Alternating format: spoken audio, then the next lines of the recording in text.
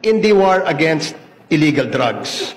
Napakaswerte po ng Pilipinas dahil nagkaroon ho tayo ng pagkakataon na magkaroon ng isang presidente na ang advokasya ay labanan ang ating problema sa droga.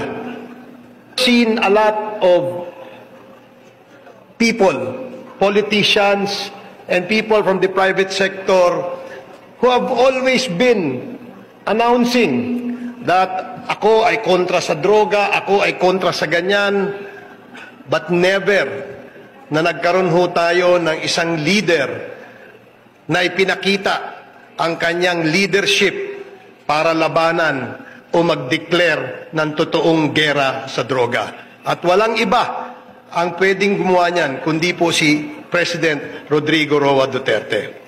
Ladies and gentlemen, I would like to emphasize that this war is not an ordinary war. I am glad that no less than the President is leading this war. Because if it not for President Duterte, we would not have known na ganito pala ang kalaki ang problema natin sa droga.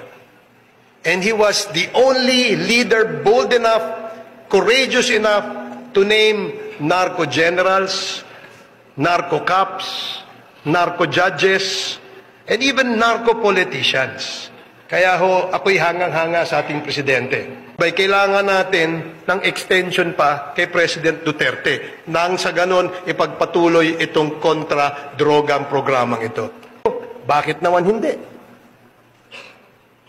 Wala hong dapat ikatakot ang sambayan ng Pilipino, lalong-lalo na kung ang ating leader ay nagpapakita ng totoong pagmamahal sa bayan.